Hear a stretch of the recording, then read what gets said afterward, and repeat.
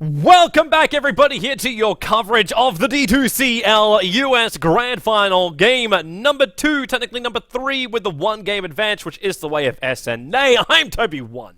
And I'm Booth Babe Capitalist. Disturbing concept. Let's do it. We now know. Let's do it, HyperX. We now know who's going to be doing the cover picture of our Christmas album. It's going to be Booth Bay Capitalist. Oh my. That's one reindeer I don't want to see doing that. Into the game we go. Speaking of a guy with horns, it's Centaur. He'll be played by Navi US with the Skywrath Mage. Again, second time in a row they're banning at the Faces Void up against Fog, because he just keeps first picking it every single time. I'm actually almost happy that they're not picking up the Faceless Void. Yeah. Because I haven't seen that combo really work for... Well, not anybody. It's because they run it as a number 1 position.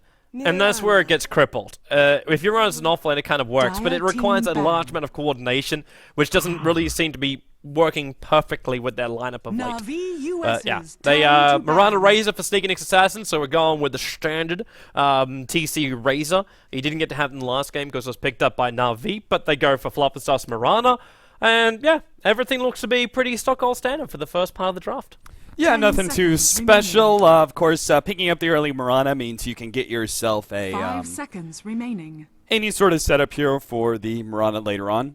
And it can either be run as a core or as a support. As we saw last time, like in last game, they actually had Whitebeard picking up the Wraith King in the draft and then swapping it later. It's just those small little things that you can do, because it's like the Mirana Wraith King combination, like there's so many different ways you can run it. They could both be supports. One of them could be the carry. The other one could be the carry. It's you could be the carry. She could be the carry. We can all be the carry. Yeah, I mean, Dota is you know, we're all about equality. Men and women can both carry.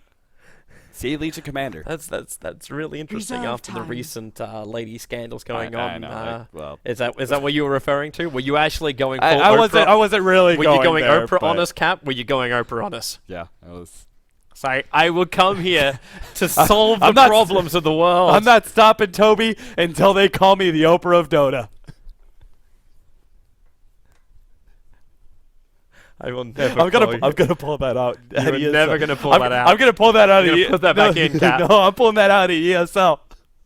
At the end, my last cast, I'm gonna be like, look under your seat. There's a brand new key to a brand new car.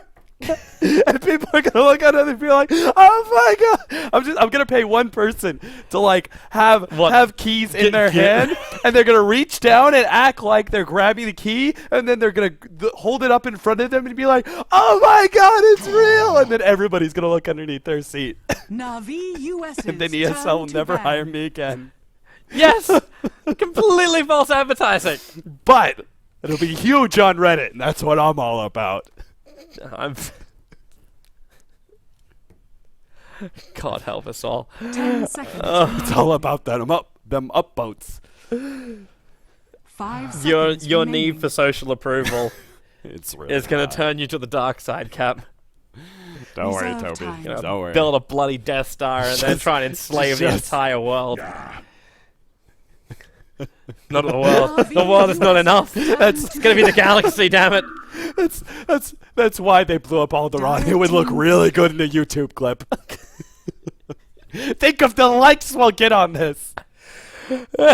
Planetary genocide. That'll be a hit. Think of the karma, Toby. Think of the karma. No karma when there's no world. You can't share karma with nobody. All right, SNA, back to the draft. We have a Wisp, so possibly a Wisp Tiny on the way here from Navi US to go with their Centaur and Skywrath Mage. I'm liking this combo and draft a hell of a lot more, but it's also very obvious what's coming out. So you've already got your Mirana, you already got your Razor.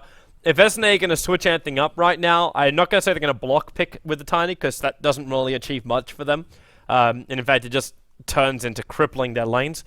Just dealing with heroes who come in a lot closer together is a better way of doing it. So Na'Vi they pick up US's IX Mike turn to 88's pick. Tidehunter, so they get their offlaner, they get their support Mirana, they have their Razor, and this is fine for me. I don't see Yeah. a problem with their lineup. Honestly, I was a little bit surprised that Dire Sneaky team Nick's pick. Assassins didn't pick up the watermelon in the first one too, just because they really love the Tidehunter. IX Mike plays a great Tidehunter.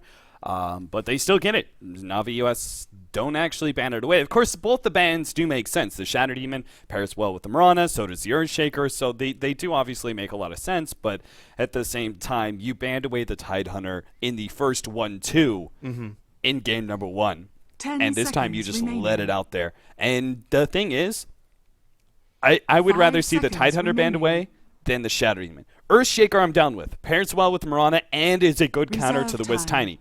Because those two heroes are naturally held in together, right? Any sort of big Na'Vi AoE stunts are going to be US's really turn to effective ban. against the Yep. Wiz Tiny combination. So leaving the Tidehunter out there, in my mind, is a big mistake. Especially since Tiny doesn't naturally want to go into a BKB because of Wiz Tether. They also let through another one of the heroes. They banned out one of these types of heroes, which was 10 the Shadow seconds Demon. remaining. But also having the Bane in there, and in my mind, the Bane is actually probably scarier for a 5 Wiz Tiny seconds combination. remaining. Because you can Nightmare one, Fiend's Grip the other. So you can Right. remove both of them from the engagement. Reserve But on the time. other side, you've got double burst damage. You've got burst damage to come out from the Mirana with a Starfall or potentially a long-range arrow, which is already set up by the Nightmare, and then you got Brain Sap on top of that. So both Skywrath Mage as well as Wisp are very, very susceptible to this. And then you go, okay, so where is the rest of the damage? So you look at those two doing their kind of thing. You got a Tide Ravage control, Gush, Anchor Smash, it's okay. But you got a Razor with Plasma Field. Even from range, when... Like, if Na'Vi US are even considering just popping into the Roche Pit, one Plasma Field's going to take away at least 1/3 the life points of the Wisp as well as the Skywrath Mage. So you're going to need either a very early mech coming up on the Wisp, or some good room to maneuver.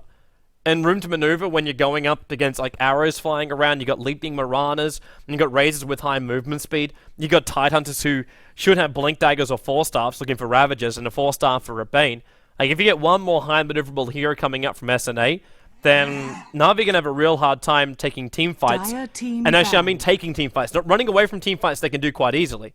Because you got Concussor Shot, you got Mystic Flare, you got Centaur Ulti, you've got Avalanche, you got Wisp Tether or Relocate. So you got a lot of ways to get out of the fight.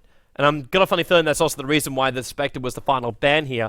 10 Because seconds that's one way remaining. where you could never get away from the fight. Yeah, she's also a great hero 5 to seconds remaining. target Wisp. Like, Desolate just rips through heroes, and Reserve if you're time. able to get on to one of those two, like, you've got two very, very squishy supports that are actually both pretty Na'Vi susceptible to the US's Spectre, turn to pick. Skyarth Mage as well as the Wisp. She's also a very naturally tanky hero that can deal with the burst damage possibilities coming out from Na'Vi US, and she's also a great, not necessarily, like, split pusher, but the fact is, she is able to put herself AFK farming in one lane. She may not actively push it out as fast as many other heroes, and she's not going to be threatening towers, but she can just AFK farm one side of the map 10 and still be seconds there in time remaining. for the other part of the team fight. So I think 5 that's pretty seconds important in the current remaining. meta, where we're seeing that comeback mechanic still Dire is a team force pick. in the current game, and is important because it means that hard carries need to be a part of kills in order to get that high amount of net worth, and obviously Spectre being one of the best. Yeah. And they just brought a pick up by Na'Vi US as their final selection. So this actually, well, screws around with our lanes quite heavily. Yeah, it's just greed, I think. Yeah. It's just straight up greed. Yeah. If it pays off, 10 then hey, seconds remaining. maybe it's wonderful. But I got a feeling this is just because like they saw the 5 Centaur in the last seconds game, remaining. really didn't get a blink dagger at any point of the game. So not at the point where you'd say this is Reserve going to be time. effective for us. So they might just be trying to run the Centaur as a safe lane. Yeah. And give him a lot more experience, and then a lone druid from SNA. So what do you do when you're trying to survive up against mass amounts of burst damage and you're looking for control over big melee heroes? You get the lone druid, especially with the rechanges to his mana pool. Initially I thought, hey, Hand of Mice can be one of the greatest changes we can have on the lone druid, with the way it works now, but it's actually not. The No. Mask of Madness is one of the greatest right. changes to the lone druid, because you realize, I don't need Hyperstone. Right. All I need to do is get Mask of Madness, and still technically, I'm stealing life points with my attacks, which is faster. You run through bears a lot quicker, but by that point, when you have a Mask of Madness on your bear, you don't really care because you know you can resummon him, and the amount of damage you deal with that bear during that period of time is great. The only problem is if you're getting massively pushed and pushed and pushed. Yeah, I mean, basically, the Mask of Madness comes online 10 about the seconds perfect remaining. time where it's still powerful in team fights, but at the 5 same seconds time, remaining. doesn't get focused in those team fights because oftentimes you just don't have the damage. You can't willingly put out the damage into a unit like a bear. You would much rather go for hero kills. So oftentimes that bear is Prepare still for going to be ignored. And so the Mask of Madness isn't really detrimental to the bear at all. And then later into the game, I think one of the other biggest charges, I mean, you talk about Mask of Madness, like that by far is, I think, the best upgrade with this whole mana pool. But I think another one that is above the Hand of Midas is actually the Mjolnir and being able to use Static Charge. Like, being able to use that active on your bear is pretty important as well. And that actually goes into the mid to late game where heroes already do have the damage available to blow things on the bear. In which case the bear can both protect itself and kind of threaten the enemy team by having that static charge active and being able to do damage back. Fogged had a little bit of trouble right then with the tether. He wants to remove these last part of the 30 tree, so it seconds looks to like we're looking at a mid lane pull. Yeah. Yep. If possible. Still a couple more to get through there, Fogged. But he needs to also remove this little bit of the tree line as well. Just a straight pull up. It only works if you have range creeps attacking you as well. So what you do is you tether towards that mid creep wave, the attack follows you up, and then the creep wave goes, oh, he's taking damage! And then you pull the creep wave down. But if he doesn't get range creeps here, then this is never going to work. Yeah, but I mean, even if it doesn't work, right, even if you can't do the active pull, you can still do the double stack, which is still just as good when you're running a tiny like this because you have easy ways to burst through those camps by being able to get a bottle for your Wisp, and then just he blows a combo on a stack, goes back to lane. 20 seconds later, he goes back, blows another combo, and you've killed the whole entire stack. Look at how Na'Vi US actually put their heroes on their lanes. So Korok's playing support in this game now. Oh, yeah, Korok was playing support last game. He was on the Yoga Magi, remember? So that's true. That's true. That's but it's Ragnarok Centaur again. Yeah, you're right. Ragnarok's most proficient position is the offlane. And he's like, I don't think it really showed last game at all, but he is a pretty good Centaur. I think he might have a little bit more trouble in this game too. If that orb of Venom's coming up on the bear, he knows it's coming as well. Yeah. And the second that's created, the Centaur is zoned out. And the second too, the Spirit Bear is able to hit Entangles, then you're also in even more trouble because the Entangle's enough of a setup for a Mirana arrow. And you've still got this Bane Mirana, which could float themselves around. Now you got Whitebeard, in fact, walking over towards the Radiant Secret Shop at the moment. Just having a bit of a wander while Bane's finding levels and doing a double stack pull. I'm a little concerned right now for Na'Vi US actually winning on their lanes by being a little too passive. Even middle lanes, 4-1. The Plaza Field's obviously only a level 1, but Fold can't keep this up forever. He's going to get bottled in 50 gold, but Excalibur's taking every single last hit here from the mid, so it's going to take more time. And there's your smoke rotation. Fluff and Whitebeard are coming in, and they're looking towards the middle lane. They want one of these guys dead. Yeah, they may get kind of swelled here by Ragnarok. Typical thing when you're having a hard time with your off lane, go sit on runes. They're in. They already initiated on TC. It's the Nightmare, the arrow, well off target from Whitebeard. Excalibur's just going to sit there, but TC still stole 112 points of damage, and that pumps into Excalibur. Now he moves over to Fog. One more attack. TC being controlled by Ragnarok. Gets a perfect hoof stomp into a double edge with the support coming in from Sneaking. He'll take a double kill. There's 8 life points over on Fog. He's just sitting there, and Fluff's like, one attack, man. One attack. He's on the edge. He can't reach him from there. Bane's attack range is so piss poor. He'll tether himself up. He had to wait for the man to do so.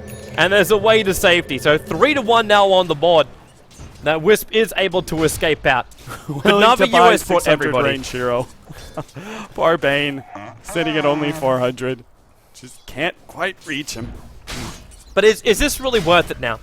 Obviously, First Blood still went the way of Sneaky Nick's Assassins. They lost out pretty heavily because TC did end up dying in that middle lane. So you got a lot of space for a lone druid to continue to farm up. Ragnarok rotated in, so he got some nice levels from that, but it was still 3 levels for a lone druid, and IX Mike 88 never rotated. Yeah, I would say it's clearly not worth it just because I think the level's the most important part. For example, like Centaur jumped up to level 3 Korok. from being there. They need to get closer. The Nightmare, it reached him. Whitebeard, these damn Centaurs? creeps are in the way, and now the arrow will connect.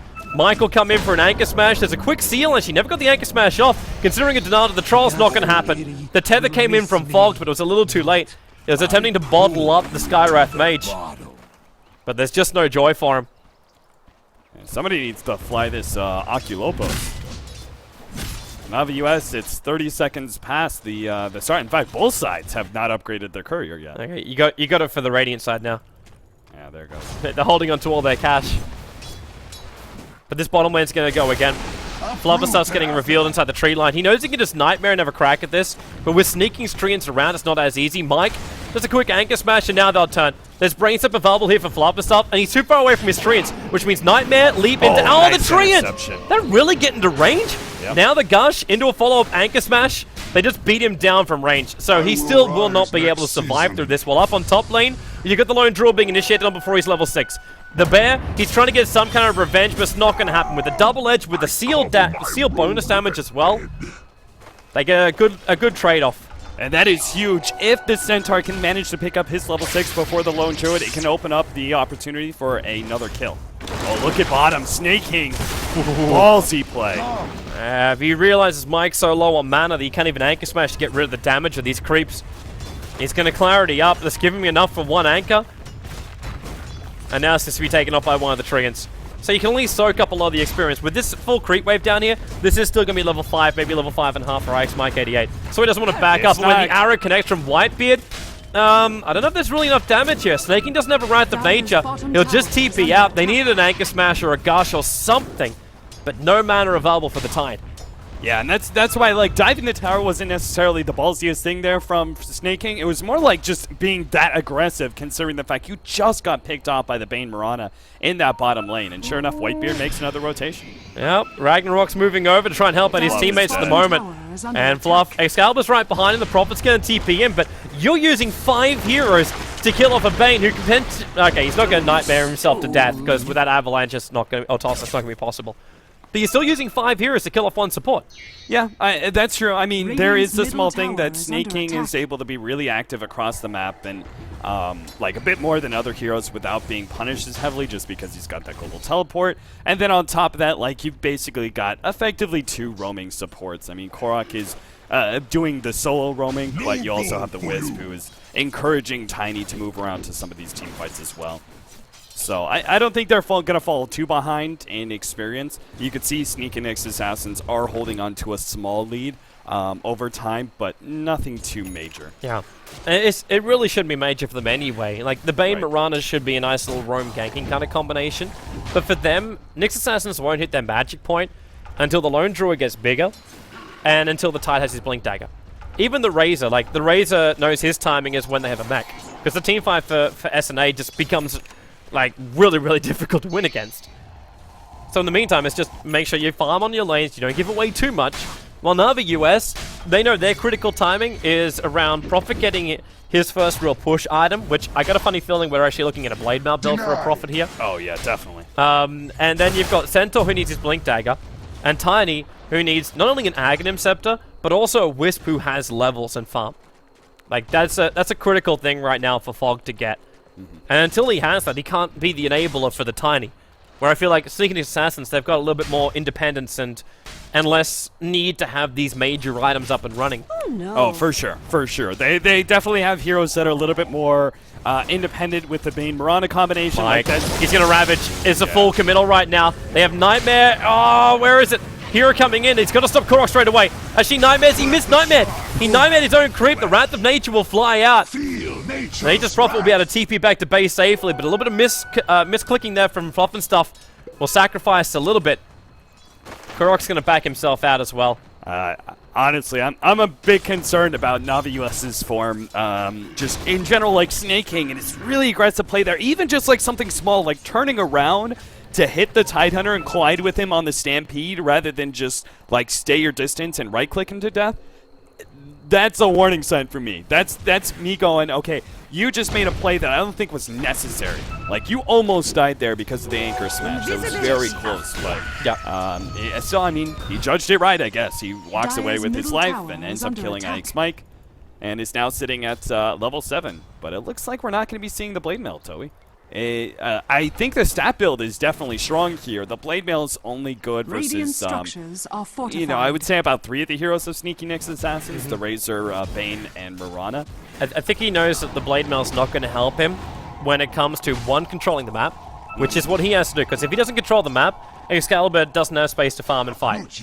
Looks like Mike might be in a little bit of trouble too. He's locked in here. The Mystic Flare's going to drop down, and Mike, he can take up a lot of this. He's got Gush available. Mirana's killed off Tiny in the meantime. In fact, they've actually managed to pick up 2 here behind the line, stopping the pull, actually taking the 2 big creeps out as well for the cost of a tide on the off lane.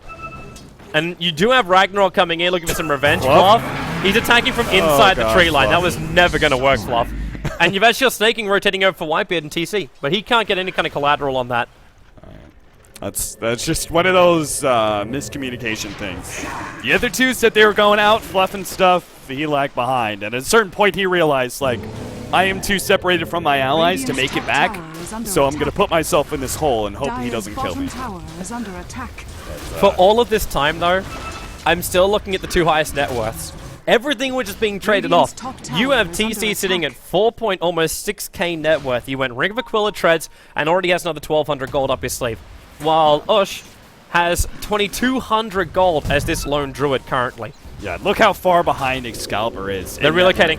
They're coming in for him. They know they have to kill the lone druid off. The bear moving up. He's hoping for an entangle on Excalibur. Ush can tank up a lot of this. But that's a relocate. That's a TP in from Snaking. That's a Wrath of Nature committed. And the arrow connects on Fogged. But there's no follow-up because he's already tethered, so we'll take him away to safety. Now, that is the advantage. Like, you look at that and go, okay, that was 5 heroes ganking 1, but with the Furion and the relocate, you can afford to make those kind of full-on committals. And I like this, especially considering that Navi US, the biggest issue they had last game with Sneaky Nick's Assassins is going for those ganks and actually end up dealing with too many heroes. That they're just going for these ganks with overwhelming force where they guarantee the kill. Snaking's coming to TP top. Hoof stomp, double caught out right there. The seal is well over on TC. Flubberstuff got a quick brain sap off. It was enough damage to kill off Ragnarok. In fact, the Wrath of Nature. Was that actually Wrath of Nature? It was. It kicked in. I thought he actually used it before. Ends up killing off both we got Bane as well as the Razor on the sidelines. Yeah, there's the Ragnarok Centaur that some people have seen before. That was a great initiation by him. Set up the whole entire team for success, and also he didn't commit. Like, he actually backed out and made sure that he lived. If he died in exchange for those kills, it would have been worth it. But it was made even better by the fact that he was wise enough to back up. They're coming to defense. SNA. They don't want to let it go through. Excalibur's going to try and force the bottom tower. In fact, he's got this too.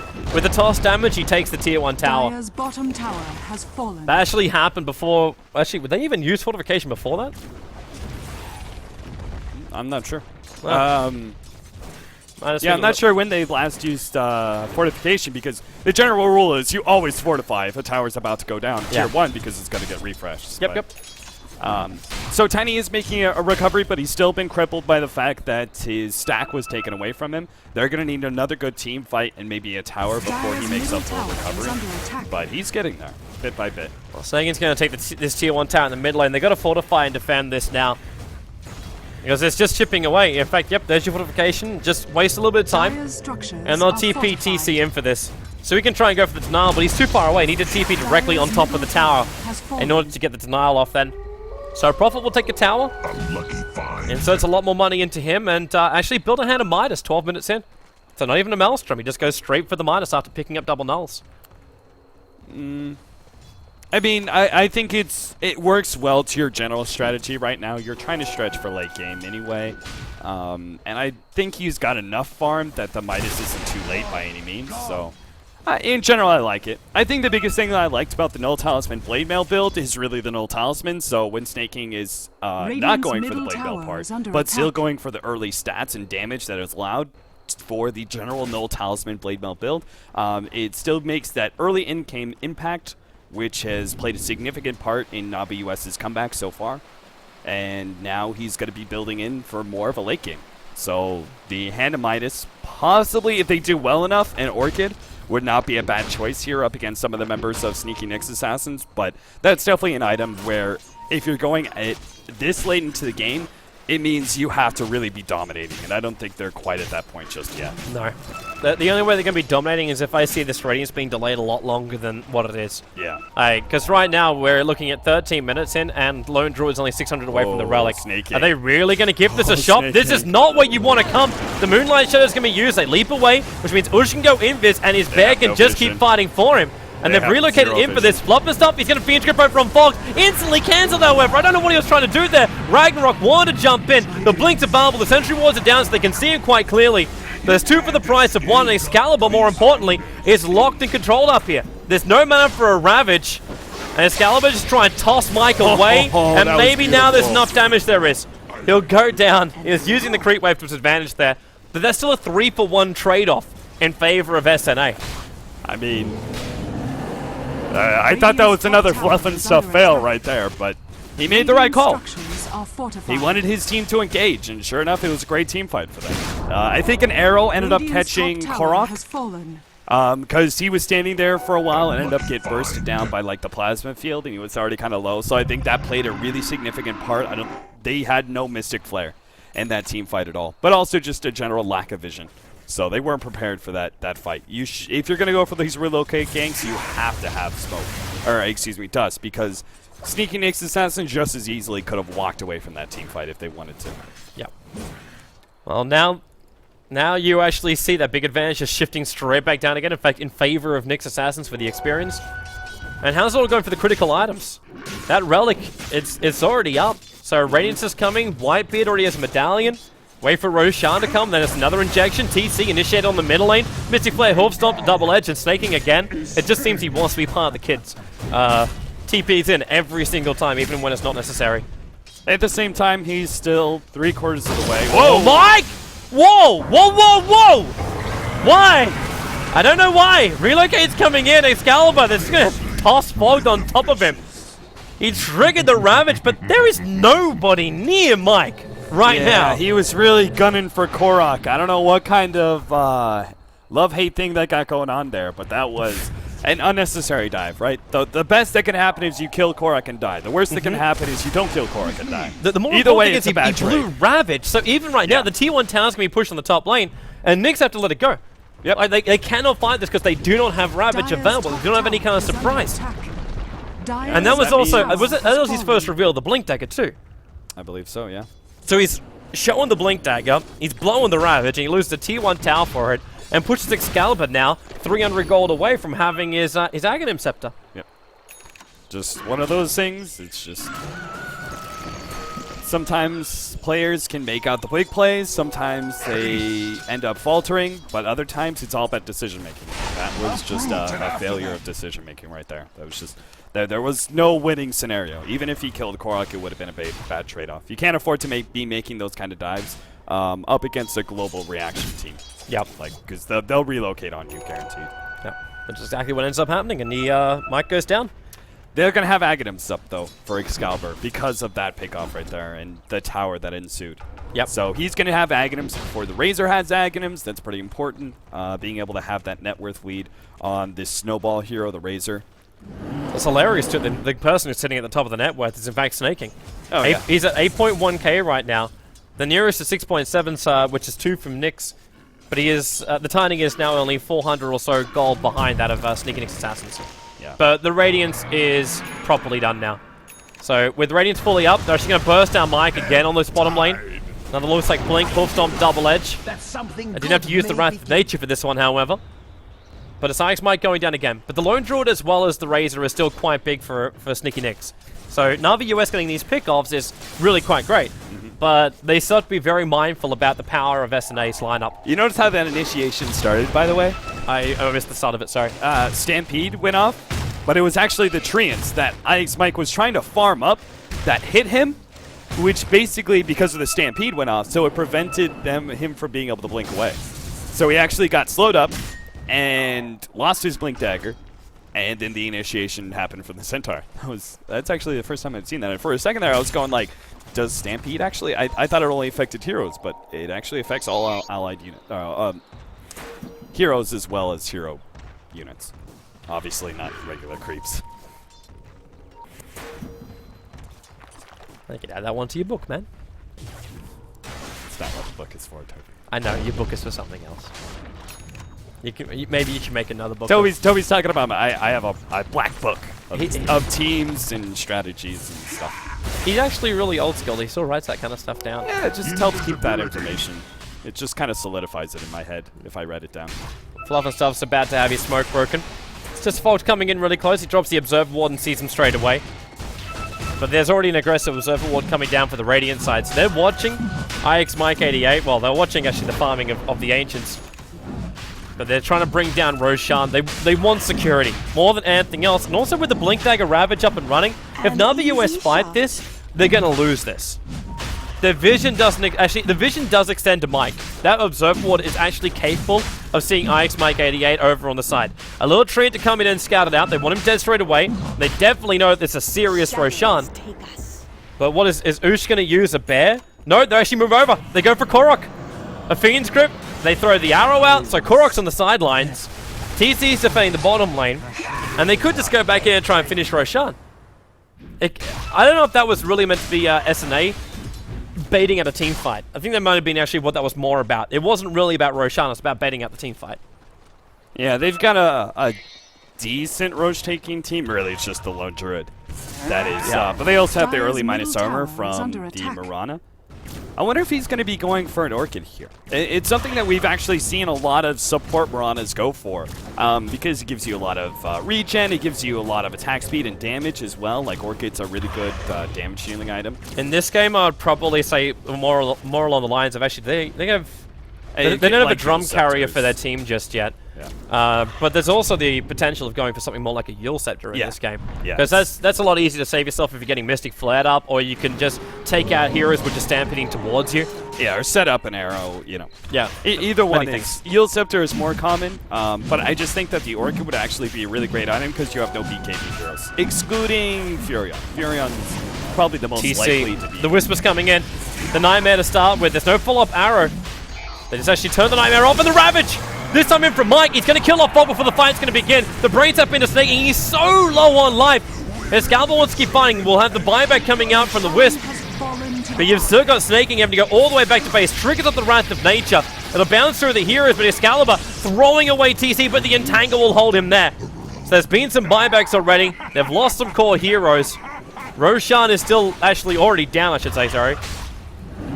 Yeah, Fog bought back, and he didn't immediately relocate in. I think he was looking at the situation going, the relocate is not going to be fast enough for me to get Tiny out. Dire's top tower so he is didn't under even attack. risk it. Fluff and Stuff's caught out. He's got Nightmare as well as Brain Sap, so actually killing him here is not possible. So we even insert 4 staffs into these lineups. So catching him inside Sprouts won't work anymore. At least not against the Tidehunter like it did before. Dire's He also top is still tower walking is around with under his Quelling attack. Blade, so he could cut free. But the 4 staffs is a lot more efficient. Get yourself out. So the Bane actually picks up the urn, which might mean that you could be correct. Oh, yeah, I think Yule Scepter or Orchid are the most likely options. I would say Yule Scepter is the most likely, but again, I'll stand by Orchid being really effective because it's less likely that you're going to be seeing a Tiny go for BKB when paired up with Wisp. Center ulti. They're coming up mid. They're chasing couriers. And then, well, the arrow hit on Ragnarok. Whitebeard is in there, but the Avalanche! It connects on both of them. Courier? There will be an Anchor Smash follow-up. Courier? Yeah, I don't know why he's chasing Fog. I got a funny feeling someone just auto-selected and then attacked into Fog, but Courier's can't attack. So yeah, Courier will go down as well. As well as sneaking Get him, little punch. Get him. Hook him, punch. Dire's structures are fortified. Use that gold little hook and take down that Dire's Wisp. bottom tower is Fluff's under rotating attack. over, but they can see him coming from a mile away. This Observer Ward coverage over the bottom lane is really good for Na'Vi US. They know when Sneaking Assassins are going to come for some kind of like collateral move to inflict collateral damage with a move. Smoke up, Korok and Ragnarok are going to Dire's go on a bottom hunting tower mission. is under attack. We can wish him the best of luck. The nearest people right now is going to be Ush, who's farming up inside the jungle. Also completes about an entire Vladimir's offering.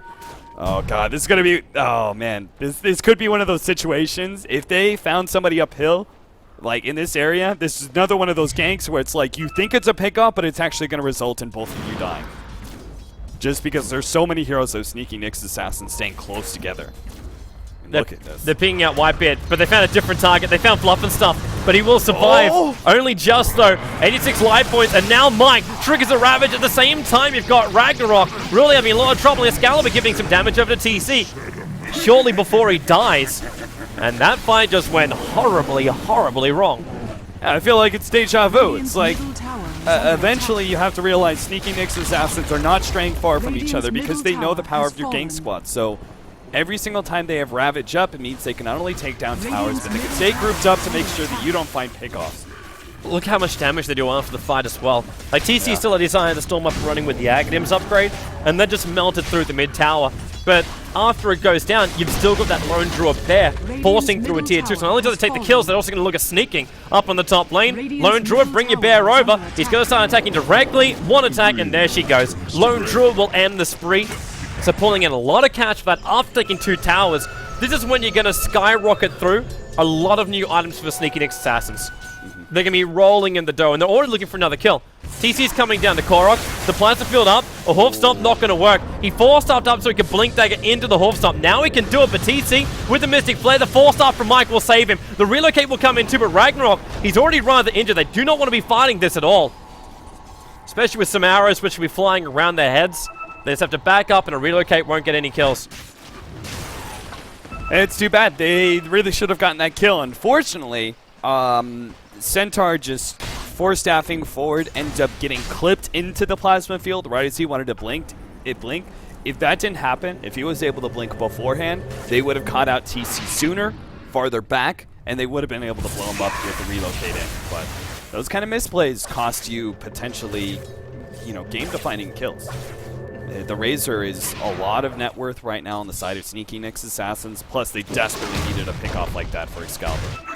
Like, if they don't get that, like, he's just being torn apart right now by the Razor. At least he's got the plate mail, but every single team fight, you could see the Bear as well as the Razor are doing so much physical damage to him. Oh, yeah. And this is why I really Radiant's think Lone bottom Druid's going to make a tower big is under comeback attack. as an offlaner.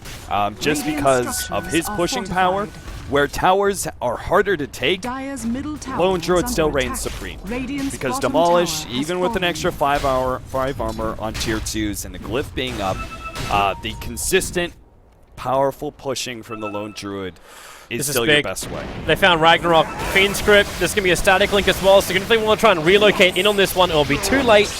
And they'll be going up against a buffed up Razor.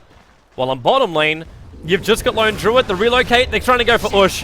And then Snaking also TPs in. The Mystic Flare a little bit off target here. The Bear's trying to move over to get no kill over on Korok, but it won't be in time. So it will be a 1-1 trade-off. A nice movement. But there's a Oh, they lot just more of a left movement Tiny. coming from SNA. Why did he even behind? The arrows are going to come in, but Mike just jumps. Dire's If there's a top TP, tower is they'll under just go for the Ravage, tossing Mike back a little bit further. But the static link is on him, the Enfeeble as well. Nightmare just into a Starfall. They need more damage. Mike, he might have to use it. In fact, he has to, or else they're going to go high ground. Throwing him back again. Nope. He holds onto it. Mike, the Orb's following him. They have mech. They have enough life points. Hey, they committed a lot to that one. They needed to take this tier 2 because they just lost a tier 2 to the Snaking up in the top lane. They can't afford to be making those kind of trade-offs. So I think they need to send one hero back and continue to go for this Dire's push. top tower is under attack. Because otherwise, that pick off on the Tiny, it's great. Don't get me wrong, but it is a bit of a trade-off that maybe you don't want to Radiant's be making. bottom tower is under Because attack. this now means a Scythe of Ice is fulfilled for Snaking. Yeah.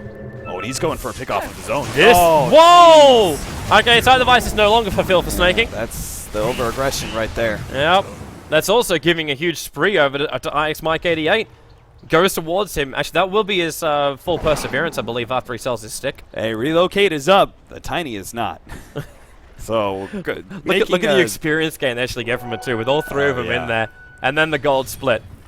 Yeah, I mean, the Furion is huge, so Yeah. you actually still have a decently close net worth, so it's not like you're so far ahead that kills mean nothing for you.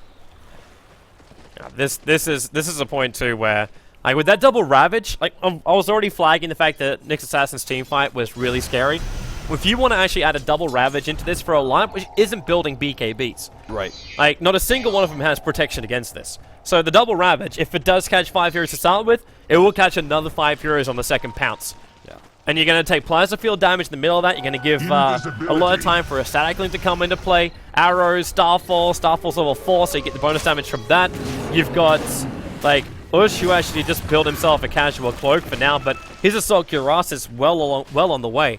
Yeah. So when all this is up, the team fight of SNA, I don't think Na'Vi can actually fight this. No, go split push, all out split push right now. That's what they have to do. They've got the Furion with the Maelstrom to keep the lanes forward. They've got a tiny Wiz combination. They just need to trade off. Like when these SNA's going to force it though. Yeah, the push is coming into this top lane. They need to already be on these tier 2s, so they're already a bit behind. Sneaky Nyx Assassins may force them back by pushing uphill, but it seems like they're playing this very defensively. Yeah, well, you don't also want to push uphill right now. Roshan's only just respawned. So they can't run the risk of losing their life points at the moment.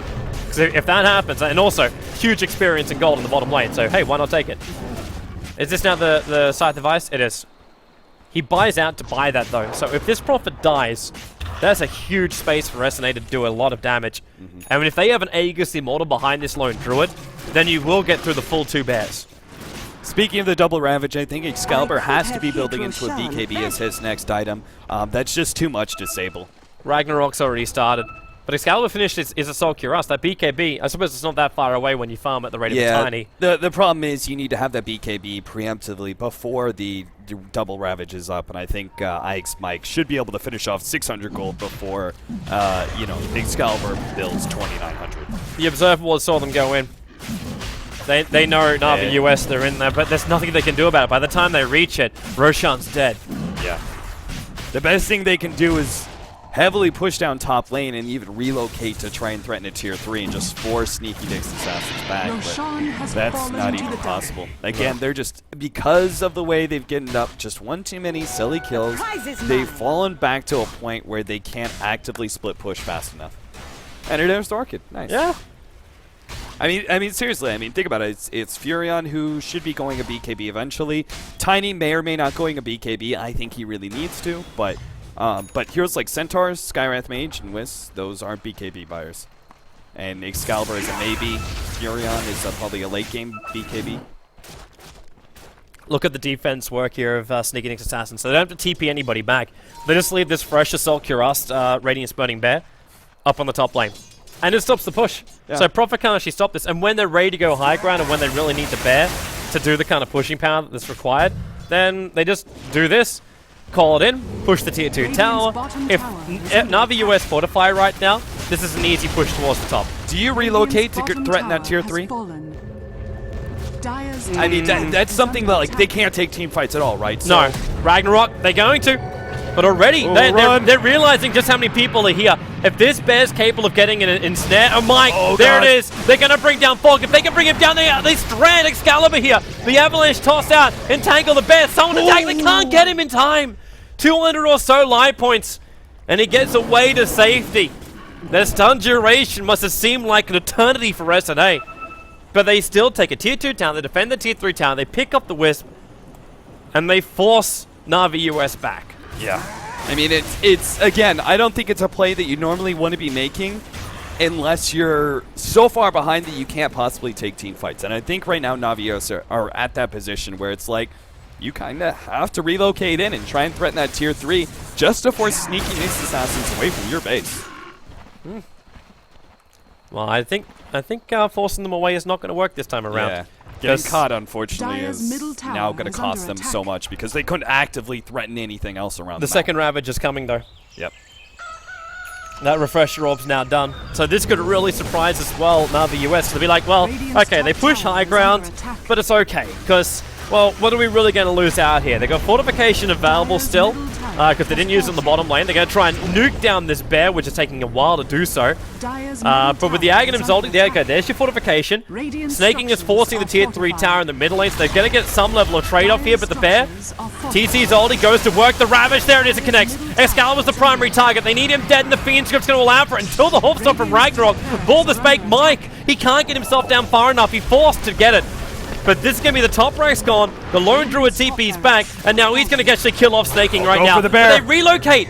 They relocate, but the bear's being picked up. He's going to attack directly towards it here, and Entangle goes on Fox. They could isolate Excalibur again. Ush, he's going to die at the moment, but it's only the Aegis Immortal. The bears just stopped there waiting for a moment. Entangle, 2 hits, couldn't get it. Back up to top lane. They're going to chase down Whitebeard. One last click. Oh, look at that damage! The force. The Maelstrom proc also does its work, and he Oh, he's just got a blinks blink. himself after Fluff and stuff. Holds him in the Sprout. Nightmare's available here from Fluff. He's actually going to use Brain Step to start with, and then the Enfeeble to pick up a regeneration rune. He's got a little bit of time from this until the double edge. He lives on 31 life points. Snaking, where's your Entangle now? He still can't get it. Random generator gods are not there for Ush tonight. And a blink away to safety for Ragnarok. He will be able to get out to safety too. That was still insane, though. The picking up the regen saved the Bane. He regen just enough to get through that double edge. Insanely close. The timing of attack, but at the same time, with the Maelstrom proc, if that didn't work the way it did, he would never have picked up the double kill on the top lane. Exactly. I mean, Navi US, they're playing this hard and fast, right? They're trying to move Sneaky Nick's assassins around the map, really abuse their global power as much as possible because they can't take the straight-up team fights. I just want to give mad props to IX Mike. You realize what he did in that top lane to force that initiation? Navi US, they knew Ravage was down. 100% Ravage was down. You know what IX Mike did? He flew in the refresher, grabbed the refresher, refreshed, put it back on the courier, then showed himself. Still no refresher in the inventory. Navi US naturally go, Ravage is still down. Yeah. And then he blinks and initiates. And all of a sudden it's like, what the hell? How does he have Ravage up? He doesn't have a refresher.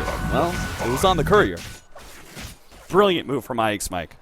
I don't know what Korok is doing down here. He's just a stranded bird in the trees. As the rest of Sneaky Assassins, now, they know what they've got to do to win this game. Sure, there's no Aegis to the Immortal, but at the same time, you don't really care. The bear is giving momentum towards the middle lane. The top lane's going to push out just because the way the lane is. They're trying to kill off this bear with hexes, with orbs. They've still got to resummon on this bear, so it doesn't really have too much of an impact. And Korok might try and, well, he's going to go past this dire creep wave and hold it back, but they're going to lose the tier 3 tower. There's no fortification this time from Navi US. They can't stall this up. And with TC's ulti, there's not even a creep wave to slow them down, so that all the damage goes directly into the buildings. The Moonlight Shadow's allowing TC to attack from Invis. Now, this bear might go down, but they've already got the melee racks. That's a victory in itself. If they can pick up the range racks as well, where's that relocate? They're going in towards the mid, and they can't go for a GG push here. They might go for a counter rank, but it's a full rest going down. Korok's already on the sideline, and they're going to bring down Fogged, which means now there's isolation, snaking the damage output. It's almost enough, but it's not enough. Mike, he's got Ravage available, and the Fiend script won't even mean the Ravage has to be used. SNA are in such a position, and they're going for the mid-ranks too, because Ush never had to leave. The buyback will come out by the Tiny. The leap away means there's no initiation. They've blocked him in the tree line. It's his own Sprout, caught by the arrow as well. Snaking will go down. It's trip buybacks at the moment. The bear is still fighting it out. Ush wants to stand on the front lines. He doesn't have, or does he? He doesn't have his own life points left anymore. Whitebeard will also drop. But the Rax has been heavily injured. Both side lanes are gone. And Navi US just blew so much money on buybacks. Yeah, they just threw everything they had to stay one small hope into this game. They have to go for a mid push. I think even with the buybacks, they still have to contest Sneaky Nick's assassins and fight on their side of the base. Otherwise, they're just going to lose Megas and lose from there. Look at all the buybacks coming. Yeah. It's hilarious to see, though, that Lone Druid does this before he actually has a bear available, but IX Mike 88, he's got Ravage, and he sees 3 heroes. They want to jump him early. The arrow actually flying down. Fogged, well, your Ravage has already gone, Excalibur and Ragnarok, but they want this Wisp down. The Nightmare will be there. They do not want a buffed up Tiny. TC comes in with the Shiva's Guard. Ragnarok going to get slowed up by this one. They force up back up against Snaking the Sprout. Nicely done. They got nowhere to cut out of this Sprout, however. Mike will get cleaved up by Excalibur, but TC triggers his BKB, triggers the Eye of the Storm, and all the damage will be pumped into Snaking. The relocate out savior will be there, while on bottom lane, they get the snipe out over on Flop and stuff. Korok Nightmare up, but they're losing their middle racks right now to creeps the push in through the bottom. And for all of this, the relocate will bring Fog back in again. TC waits for him. The bear is finally able to be resummoned up. So they bring the Radiance back up again. And that mid push, it didn't fully work. They brought down a range ranks, but that is all they managed to claim. Yeah, they needed much, much more than that. Now they're going to still be playing defense up against Sneaky Nick's Assassins. The kills that they got are not going to benefit them in any way because Sneaky Nick's Assassins will just wait until they're back up and then go for a push. So the end result is still kind of the same. The Navi US are locked inside their base. Korok. That's a quick Roshan. That's a really quick Roshan. It is. Yeah, that's about the fastest Roshan you could get right there. Yeah, they have to wait a grand total of 18 seconds for him to spawn within the 3-minute window. So it's Sneaky Nick's Assassins. That's a gimme for them. And the arrow, what timing as well? It flew half a second after Roshan spawn. So Sneaky Nick's Assassins go in. They'll take Aegis. They'll take Cheese, which means now you can actually have Aegis the Immortal over on heroes like, well, be it Razor. Or be it even Mirana or whoever. Like, the Cheese can actually the Cheese should probably go the Razor. And the Aegis Immortal should go the Lone Druid, just in case he does get burst down unexpectedly. And the problem is they just cannot push out these lanes fast enough. Yep. Like, the problem with dealing with these super creeps, you go, oh, but you have a Furia, and like, he can easily deal with the push. Yeah, but he can't threaten bases. Like, he can't actually get a creep wave to have enough momentum. Even if you abandon the creep wave, like, right in front of the tier 3, just one creep, creep wave of super creeps will outdo the treants and the creep wave that you're carrying with you. So there's no active way to be able to threaten the enemy base without keeping an enemy hero in a lane. And sadly, that just means they're going to have to play defense, and I doubt they're going to be able to do this. Well, let's see what happens, man. This could be our final fight. Snake is looking for a way in through the back, and he's going to. He actually hits Ike's Mike straight away. The BKBs have already been triggered, and Mike is Blink is back off cooldown, which means he jumps in. Ravage number 1's already gone and gets hexed up with the Entangle. A connected on Nature's Prophet. Now Ravage number 2 is Yule Scepter up in towards the end for the moment. Excalibur's BKB still got a little bit more of a duration left. Mike, he's almost dead, but at the same time, so is most of the Navi US lineup. The Bears on the front lines, but they take the objective base gaming. You take the racks. The fortification will make him wait a little bit more. Mike backing up Ragnarok right on top of him. Mike actually going to TP himself away to safety. They haven't killed off Rag, so it looks like Nick's Assassins will be pushing themselves out of here. The arrow will keep fogged out of the play. TC, there goes your Aegis the Immortal. And now, jump in. They're going to keep battling. As maybe with the extra Starfall damage, snaking low on life. The Tether will come in, again trying to keep Excalibur buffed up. Relocates up to a short distance, up towards the high ground. But Prophet's down, Skyrat Mage is down. Mike is walking back to the fight. He still isn't there with his Ravage. The rest of the team are just doing it rough. And there goes Fogged, 1 second away from the relocate wearing off. Excalibur's running out through the top. And there is the GG call. Sneaky Nick's Assassins will win the US qualifier, knocking out Navi US, going all the way through the winner's bracket. They take that 1 game advantage from there, but they will travel to DreamHack Bucharest to play up against Team Empire and 2 teams which are still yet to be decided from the European qualifier, which is going down to the wire for the teams there. It is. Congratulations, Sneaky Nick's Assassins. They're looking good going into ESL.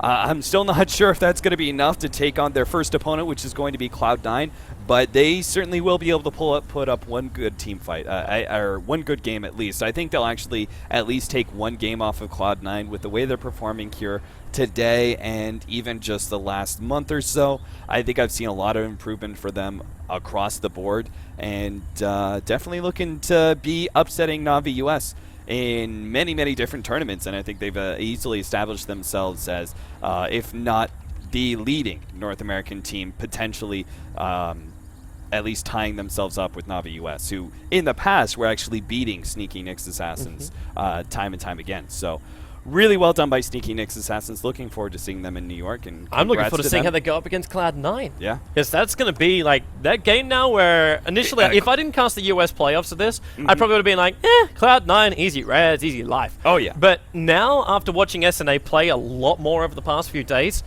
I don't think it's going to be a walk in the park for Cloud9. No, I never thought that. I never thought that I'm up against Cloud9. The problem is Cloud9 have just been looking so damn good as well that it's like, no matter how good you look as Sneaky Nick's Assassins, you still are a team that is still going to be a step below, I think, an international team like Cloud9, who have been across the world traveling to many different events and, you know, facing up against the top. They're going to have to do something absolutely special to bring down Cloud9, but they do something special here, and that's actually qualify. The one non-sponsored team, technically, can we say that?